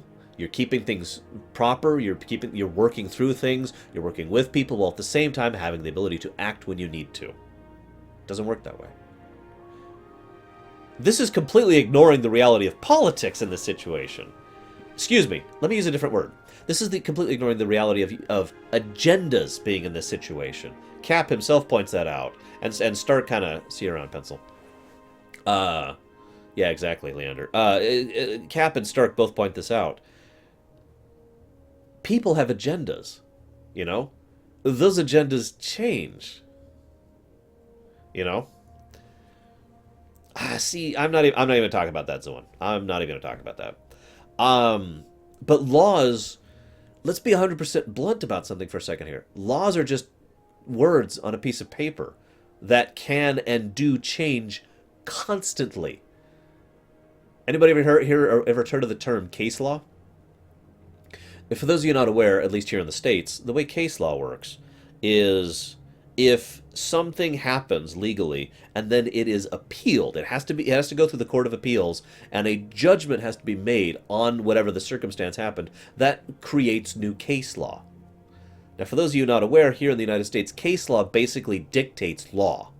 Case law actually trumps law. And this is not me exaggerating or anything. This is how this works.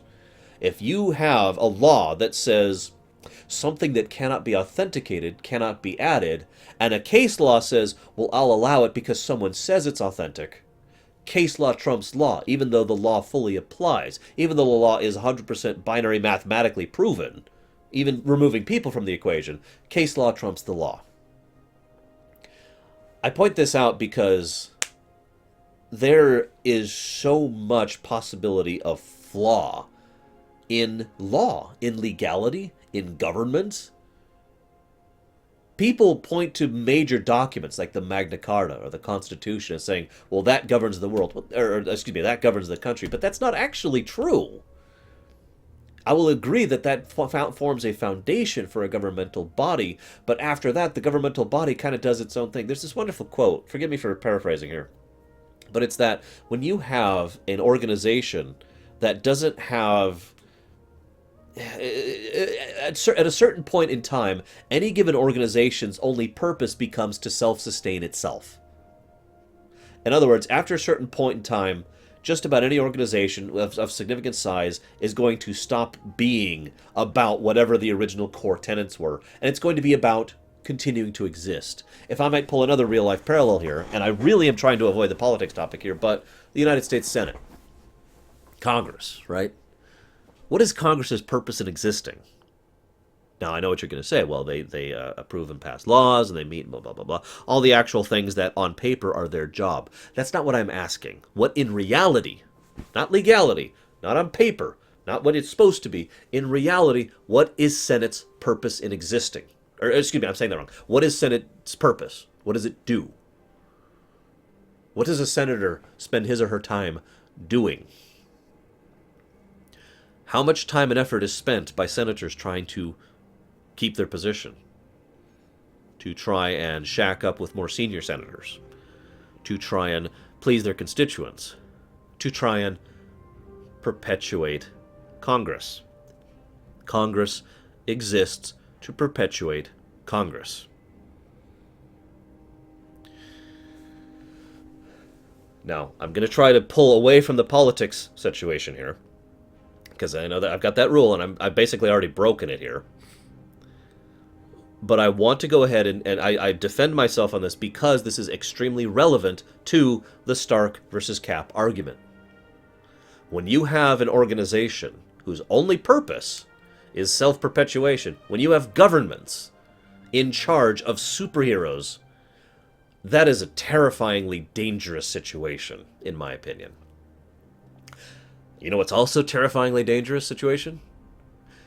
Having superheroes with no oversight. There is no solution to this problem.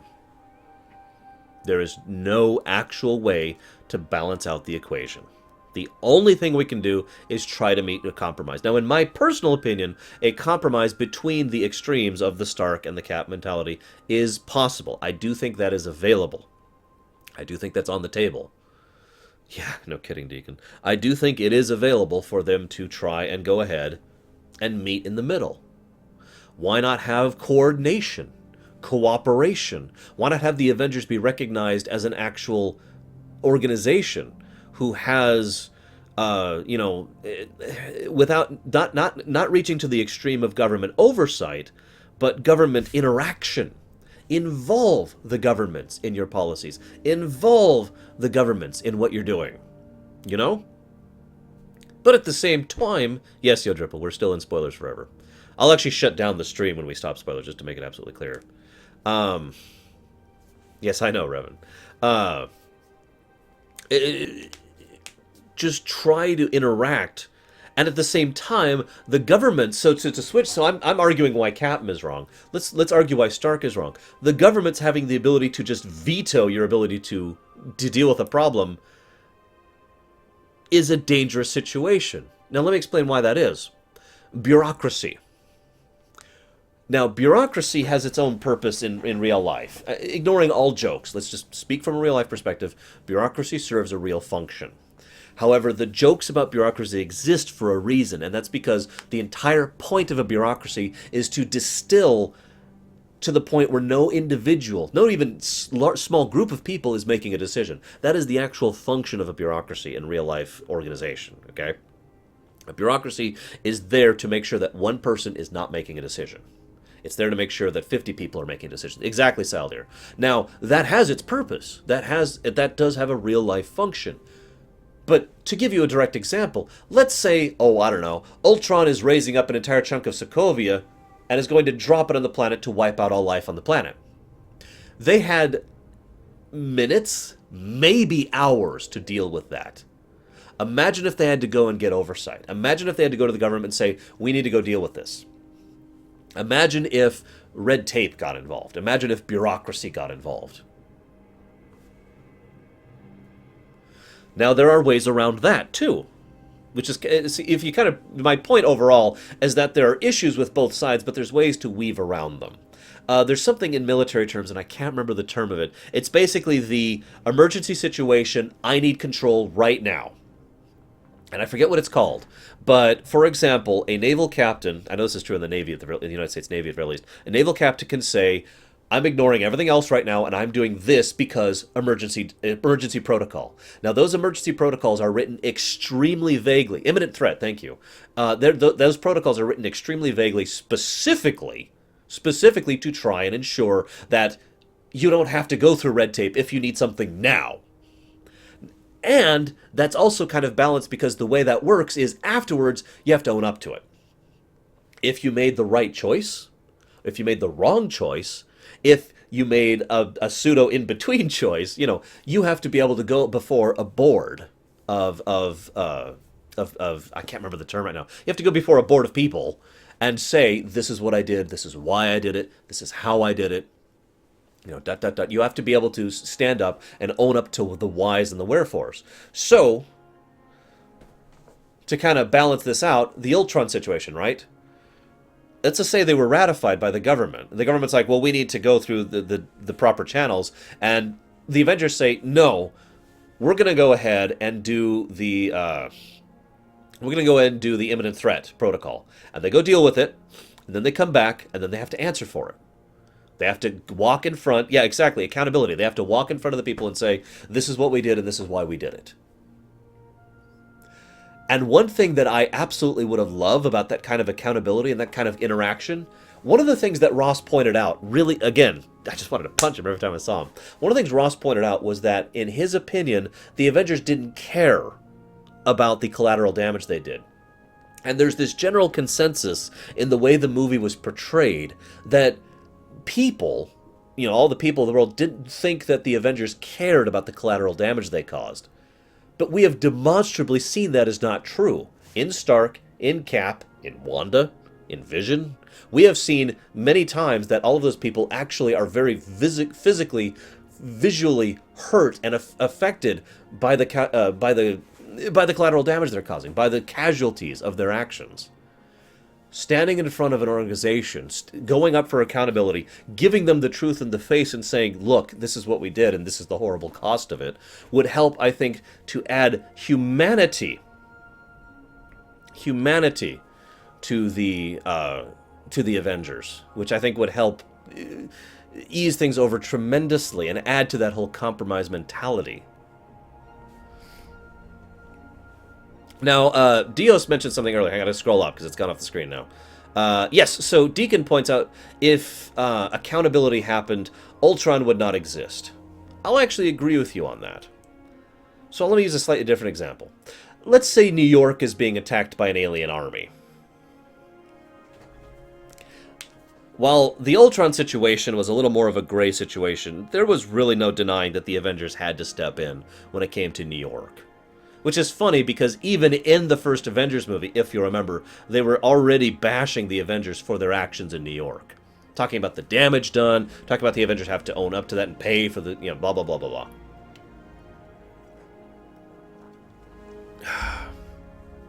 So, again, yeah, I know, Revan. I agree with you on that. So the point here being, what would we have had with oversight in that case? Now, I really hate to point this out, but we know exactly what Oversight would have done in that case. Oversight would have launched a nuke in Manhattan, because that's what it did. That's actually their call. Yeah, Nick Fury had to basically call imminent threat and stop them from nuking the Isle of Manhattan. Yeah, the Isle of Manhattan. I mean, for God's sakes. Again, though, I'm not taking a side in this. My whole point is that both the first Avengers and the second Avengers both kind of illustrate why a compromise and a situation where there is no hard and absolute law involved in the situation would be beneficial, I think. Rather than we dictate everything you do, rather than we have total freedom of vigilantism, there needs to be a fluid, a liquid coordination between governing bodies and between the superheroes, like this. Just my opinion on it.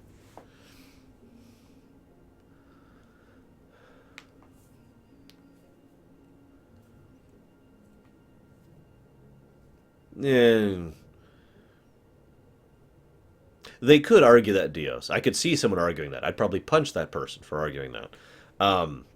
Especially, now granted, that's because I know that Thanos was involved, so there's that too. Yeah, no kidding, Nero says. I had a final point to make. Oh yeah, so what Revan pointed out, one last thing. Maybe, Doc, I haven't decided yet. I have something else I wanted to do today, too. Shield's job was to be kind of an in-between, and they did so wonderfully at that, didn't they? Hail Hydra. I actually agree with you, Saldir. The scene where he says about how documents can be changed and how we can add amendments to this and all that kind of thing, if nothing else, I believe that highlights Tony's perspective. Because despite the fact that Team Stark is the lawful good perspective, Stark himself, the person, is the kind of person who thinks rules don't apply to him. And I am kind of glad of that, as weird as that sounds, because I remember how Stark was portrayed in the Civil War comics, and I'm sorry, but in the Civil War comics, Stark became pretty much definitively a villain, at least for the duration of that.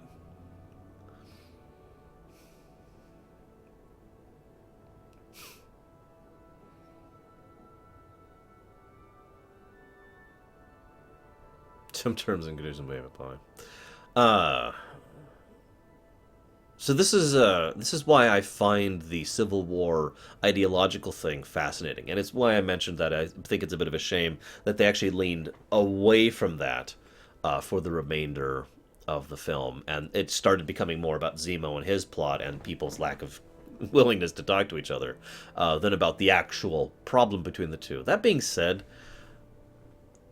if I was to take a step back for a moment, I will say that I kind of understand why the movie did not delve more into the unsolvable problem.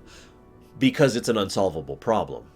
Because the biggest flaw, in my opinion, with the Civil War arc in the comics was the writers getting up on soapboxes. And it's very hard, and this is true in writing, in television, in movies, and games, it's very hard to have a political issue, for lack of a better term, and to try and phrase it as if both sides are equally right and or wrong. Too often in fiction, you will see one side being portrayed as clearly the right side, and it's being portrayed that way either because the writer's on the soapbox or because they need it to work that way for the sake of the plot or whatever, right? And they take a perfectly good moral dilemma and just kind of fling it out the window. No and no, respectively, Bragwin. I already have headache issues, thanks.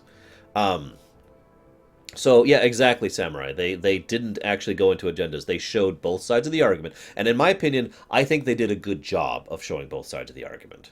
And then they just kind of let the argument sit in the back there. If I could use a parallel, last thing I'll talk about, then I'm going to shut off the local recording. There's an episode of DS9. It's actually a two-parter called Homefront. Great episodes. And he talks about that's true. Okay. Homefront, it's actually ironically the exact same dilemma as I mentioned earlier: freedom versus security. It's the same. This is a long-standing issue in human culture. It has been for centuries. But in the episode, they have this dilemma between freedom and security. How much is too much in both directions, right? And that is the moral dilemma of the Homefront series. And I'm not going to spoil the rest of the episodes. But the relevant point is they don't resolve that dilemma in Homefront. They don't resolve that concept. They just let it sit there in the background for the viewers to continue thinking about. And I liked that. And I like that this movie did that too. It showed both sides of the argument, and then it just kind of let the argument keep sitting there in the background for people to keep thinking about. So, I'm going to go ahead and cut this off for our YouTube viewers. Yeah, exactly, Souther. I'm going to cut this off for YouTube. Thank you for joining me. I hope you've enjoyed. If you have any other further questions or thoughts or whatever, feel free to share. Of course, you're all going to disagree with me horribly, and that's cool. But